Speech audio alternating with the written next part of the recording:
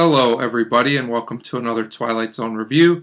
Today it is Season 2, Episode 15, The Invaders, written by Richard Matheson and starring Agnes Moorehead. And her character has no name in this episode, so I'll just be referring to her as the woman.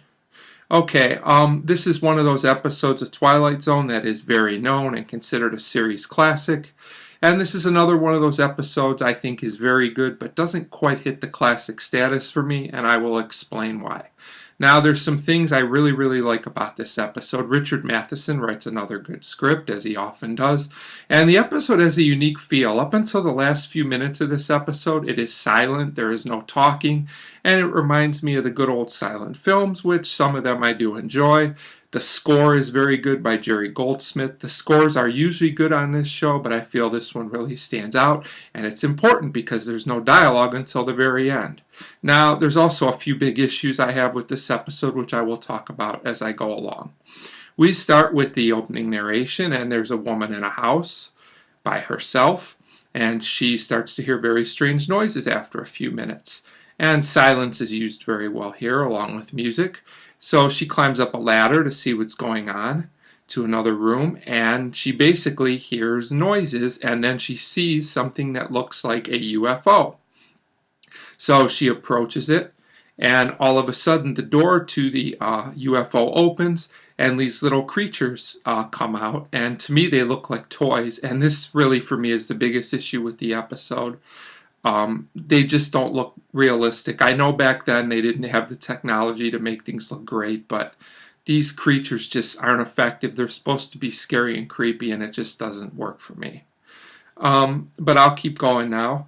So the creatures come out, and she starts to get scared, and it looks like one of them kind of tries to move in on her or something, but she goes back downstairs, and she's even more freaked out now.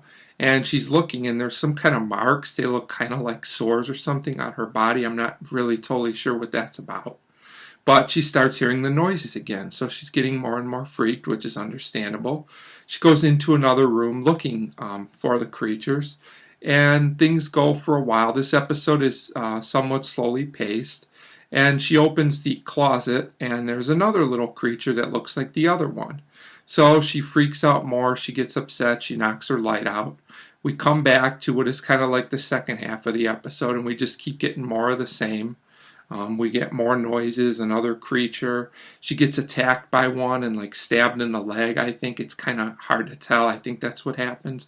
And this is where the episode starts to get into a little bit of overkill territory, where we're kind of seeing the same thing over and over again. I don't mind the slower pace. It works for this episode, but we're not really getting anything new or different. It's kind of just the same thing. She goes into a room, looks for the invaders, they attack her, she moves on.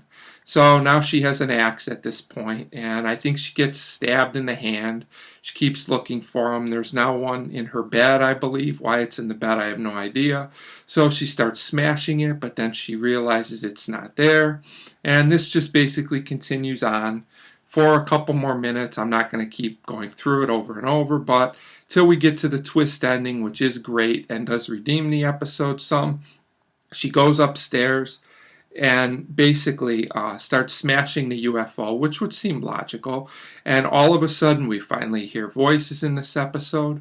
And the voice sounds like a human voice, and it's calling her a giant. They're saying they're under attack, and they have no defense.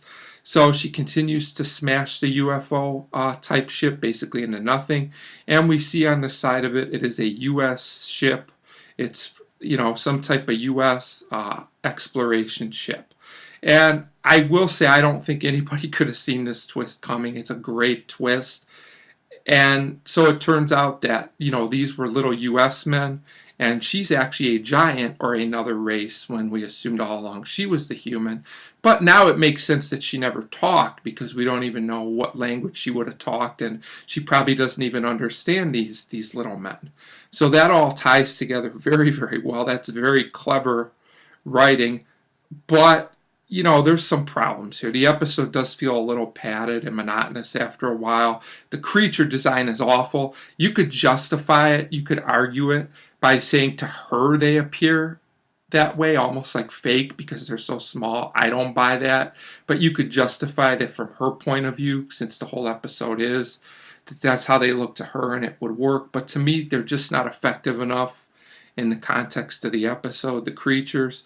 But it does have the great twist. I really like the atmosphere and the whole silent feel. This episode also feels unique. There's not really another Twilight Zone up until this point, and I don't believe after either that has the same feel as this episode. So overall, I'm mixed. It's definitely more good than bad. Better creature design could have made this a great episode, but as it is, it's still very good, and I'm going to give the Invaders a 3.5 out of 5. So 3.5 out of 5 for the Invaders, and it's an interesting one to check out. Thanks for watching.